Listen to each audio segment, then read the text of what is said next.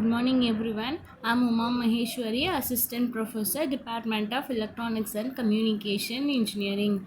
In this video lecture series, I'm going to explain about the overview of Internet of Things. In the last video lecture series also I explained about the Internet of Things.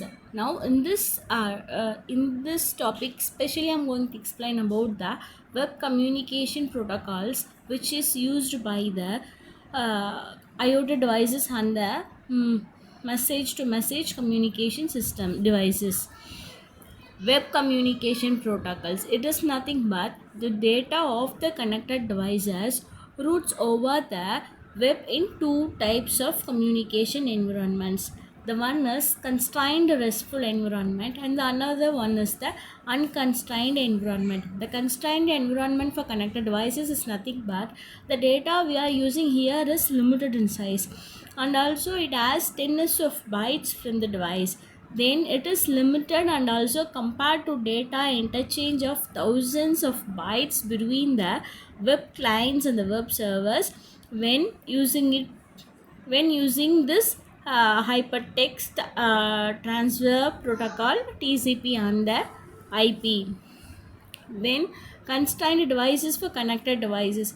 Here the data routes over the lower and the lossy network, and also the devices which may sleep most of the time in low power environment, and also it awakes when it is required, and the connectivity here breaks for a long periods. It has a limited up internets in the lossy environment. Then the constrained RESTful environment, it is nothing but the data, that is the data which is gathered from the number of devices here consists of thousands of bytes after enriching and consolidating at the gateway. Then communication framework here enables the data of networked devices where it communicate over the internet using the REST software architecture.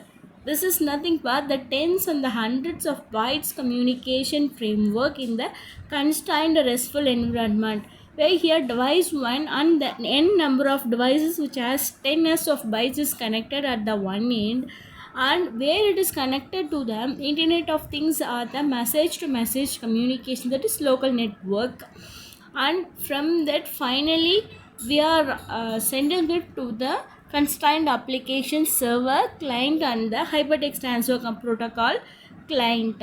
In between that there are a lot of data transmission is happening by using the internet protocol and the transmission control protocol, where TLS is nothing but the transport layer service protocol.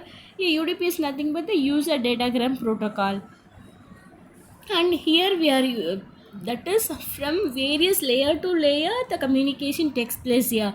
First from the physical data or the data link layer to the adaptation layer. Here the data is being adapted by that certain layer and it is transferred to the network layer, then to the transport layer, and finally to the application support layer.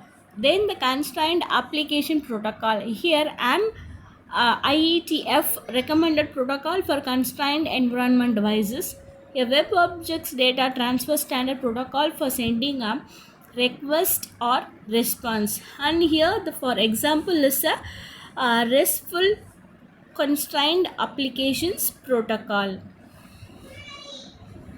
Constrained applications client and the server, where here the object or the resources uses the constrained application protocol. Here the constrained application protocol client at a device is used in the Internet of Things or the message to message communication area local area network, or the gateway here sends request to the server, where this constrained application protocol server sends the responses, messages, resources, and the notifications. This is the constrained application protocol network area devices. Here first the IoT devices are being connected at the one end, and which is being sent in the indirect access of the client and the mirror server. And finally by using the HTTP proxy servers and the constrained application proxy servers, it is being sent to the HTTP server and the client, and finally the IoT applications are received here. The certain features of a constrained application protocol are it is mainly defined in the application layer protocol. Here the web objects communication by using request or response interactions is being used in this model. And the client and the server model here, this special web transfer protocol mainly uses the role network and the use of object model for resources, and each object can have single or multiple instances. Each resource can have single or multiple instances. The various features here are the small message header of 4 bytes and integrates easily with the web using the COOP applications protocol proxies. Then the universal datagram protocol, which uses request or the response datagrams. DTLS is nothing but the datagram transport layer security protocol. It mainly uses 3 security servers: integrity, authentication, and the confidentiality. Thank you.